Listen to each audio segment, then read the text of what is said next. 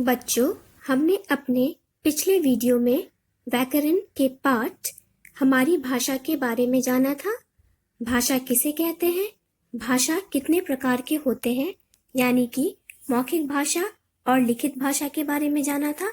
और साथ ही साथ यह भी जाना था कि हिंदी सबसे ज्यादा बोले जाने वाली भाषाओं में से एक है।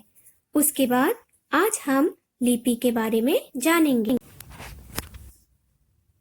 भारत के अलग अलग राज्यों में अलग अलग भाषाएं बोली जाती हैं। हर राज्य की अपनी एक भाषा है। तो यहाँ कुछ राज्य और उनके भाषाएं दी गई हैं। तो चलिए इसे हम अच्छे से देखें। जैसे बंगाल एक राज्य है, वहाँ पे बांग्ला बोली जाती है। उसी प्रकार पंजाब में पंजाबी बोली जाती है। असम एक राज्य है जहाँ असमिया बोली जाती है। उड़ीसा में उड़िया बोली जाती है। गुजरात भी एक राज्य है जहाँ गुजराती बोली जाती है। केरल में मलयालम बोली जाती है। उसी प्रकार तमिलनाडु में तमिल और उत्तर प्रदेश में हिंदी बोली जाती है। चलिए बच्चों एक बार फिर देखें। बंगाल में बांग्ला, पंजाब में पंजाबी, ओडिशा में ओडिया, असम में असमिया, केरल में मलयालम, गुजरात में गुजराती, उत्तर प्रदेश में हिंदी, तमिलनाडु में तमिल बोली जाती है। उसी प्रकार और भी दूसरे राज्यों में दूसरी भाषा बोली जाती है। तो चलिए बच्चों अब देखते हैं लिपि किसे कहते हैं। लिपि यानी कि भाषा को लिखने के लिए कुछ चिन्ह होते हैं, उन्हें लिपि कहते हैं। जैसे अगर हम कबूतर लिखते हैं तो हमें क चाहिए होता है, ब और त और र।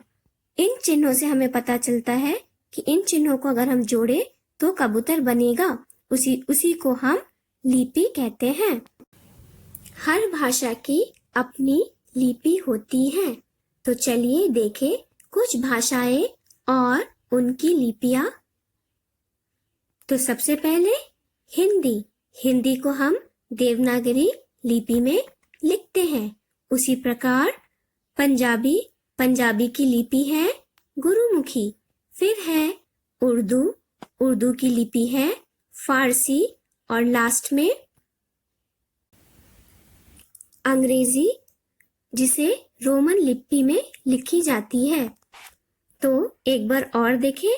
हिंदी, देवनागरी, पंजाबी, गुरुमुखी, उर्दू, फारसी, अंग्रेजी, रोमन। तो बच्चों हमने इस पाठ में जो भी सीखा उसे दोबारा देखें। हम अपने विचार भाषा द्वारा एक दूसरे तक पहुंचा सकते हैं। हमने यह भी जाना कि भाषा का प्रयोग दो तरह से होता है, मौखिक यानी कि बोलकर या फिर सुनकर, और लिखित यानी कि लिखकर या फिर पढ़कर। फिर हमने जाना हिंदी भारत में सबसे ज्यादा बोले जाने वाली भाषा है। और लास्ट में हमने देखा भाषा को लिखने के लिए निश्चित चिन्हों को लिपि कहते हैं।